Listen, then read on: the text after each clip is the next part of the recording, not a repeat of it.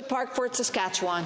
Thank you, Madam Speaker. Conservatives are sharply focused on the well-being of Canadians, which is why our priorities are to axe the tax, build the homes, fix the budget, and stop the crime.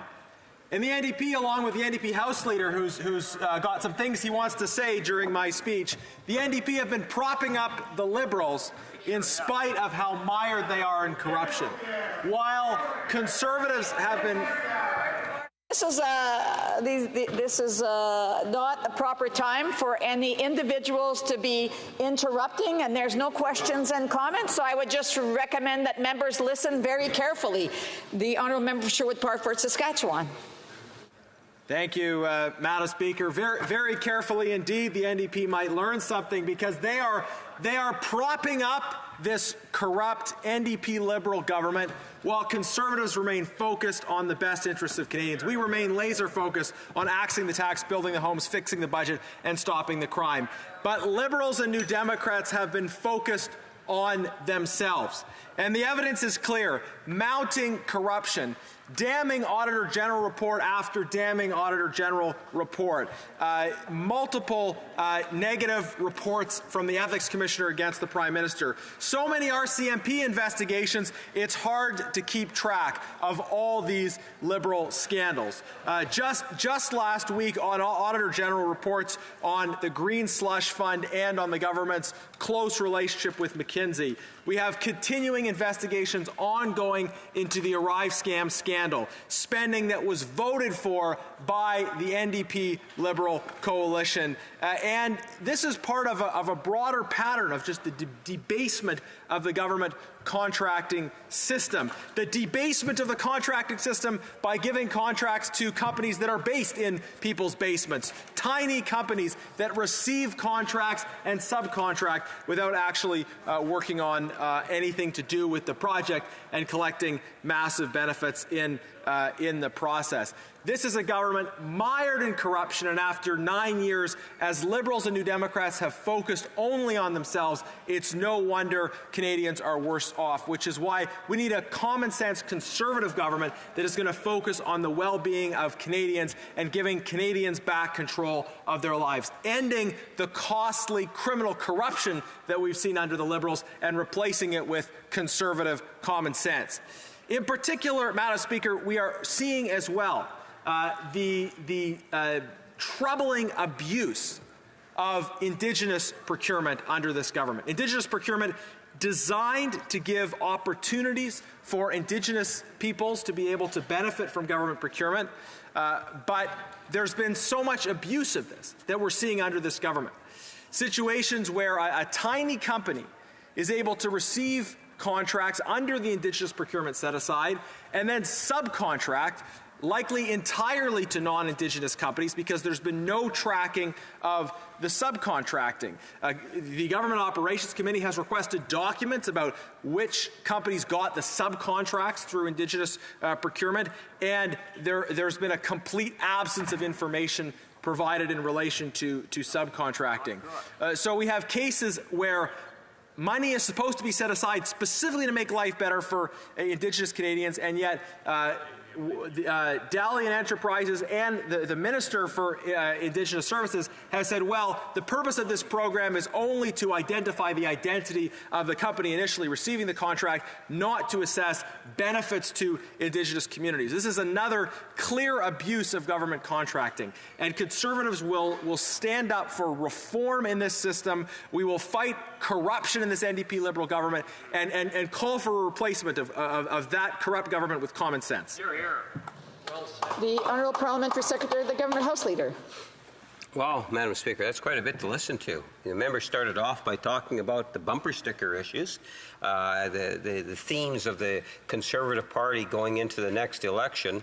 And maybe I could spend a bit of time just talking about that also. You know, at the end of the day, I love the contrast between the Conservatives and the Liberals going into the next federal election in about 18 months from now, I anticipate, Madam Speaker.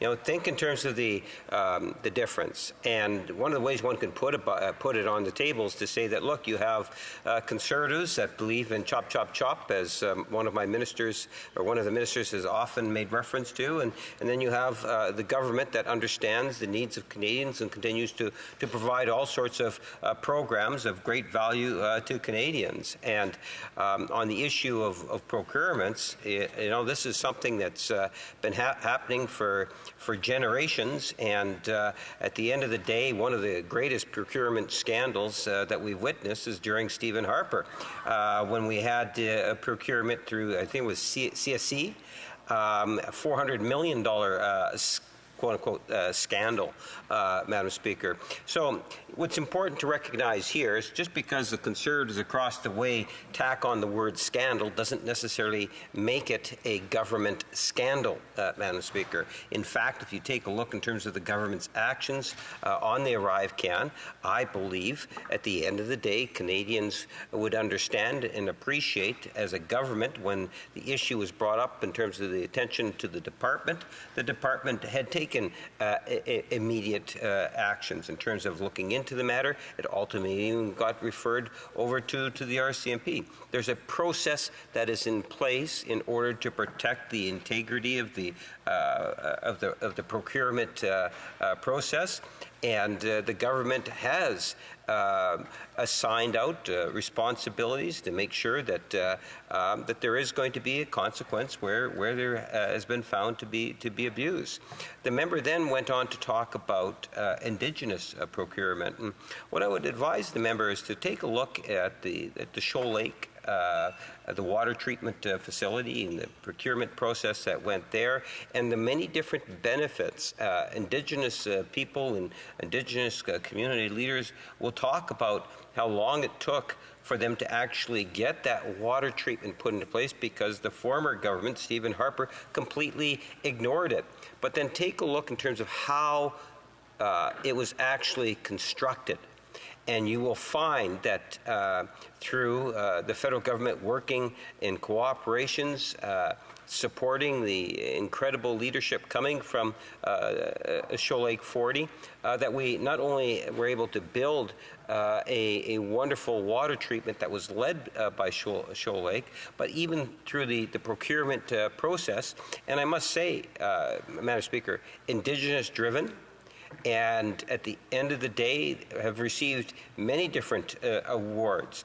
So the bottom line, Madam Speaker, is that in regards to ArriveCan, we continue to move forward. The government is very much aware of the serious nature of the issues, and we will continue to look into the matter.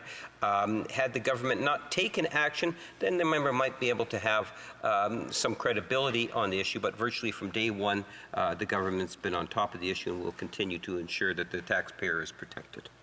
The honourable member for Sherwood Park, Fort Saskatchewan.